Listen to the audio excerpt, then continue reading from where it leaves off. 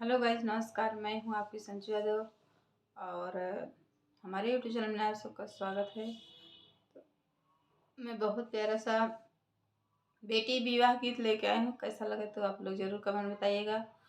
और इस वीडियो को हमारे जितने दर्शक लोग देख रहे हैं और हमारे जितनी सिस्टर लोग इस चैनल से जुड़ी हैं, मैं उनसे नमस्कार कर रही हूँ कि आइए बहुत प्यारा सा गीतों का आनंद लीजिए। और कैसा लगे तो आप लोग प्यारा सा कमेंट करके बताइएगा।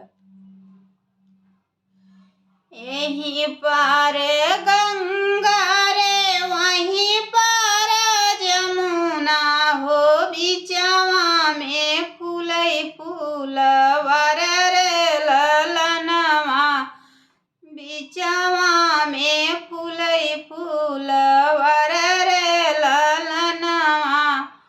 फूलवा लोढ़न चली बेटी से कुमारी हो, धरई श्याम गोरी गोरी बहर ललनवा।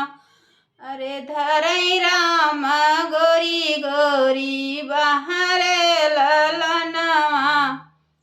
छोड़ छोड़ मोरे स्वामी नरमी कलैया हो, नहीं हाई धनिया तोहर हो ललनवा। अरे नहीं हाई धनिया तोहर हो ललनवा। जेही दिनवा पापा हमारे देहे कन्या दनवा हो, तब हो बई धनिया तोहर हो ललनवा, तब हो बई धनिया तोहर हो ललनवा। यहीं पार गंगा रे वहीं पार जमुना, अरे बिचवा में फूलई फूल वर रे ललनवा हो, बिचवा में फूलई फूल वर रे ललनवा।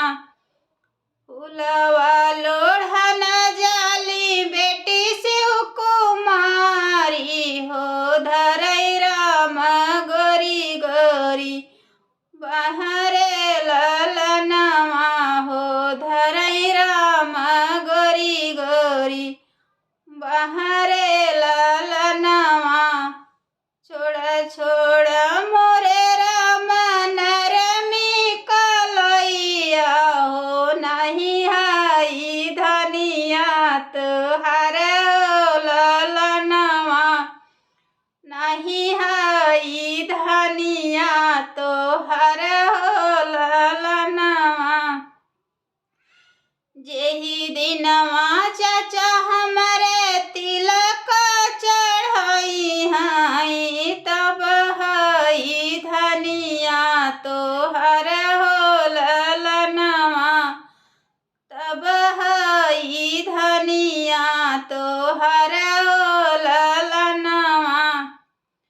यहीं पार गंगा रे वहीं पार जमुना, अरे बिचवा में फूलई फूल वर रे ललनवा हो, बिचवा में फूलई फूल वर रे ललनवा।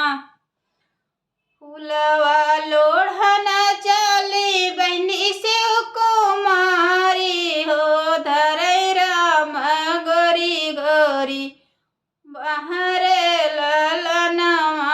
अरे धरई राम गोरी गोरी बहरे ललनवा।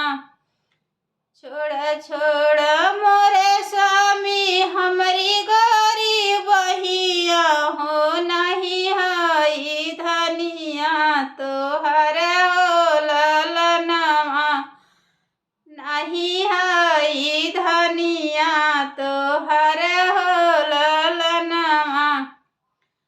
जेही दिनवा भैया हमारे धरिया जे तोड़ी हाई, तब हई धनिया तोहर हो ललनवा, तब हई धनिया तोहर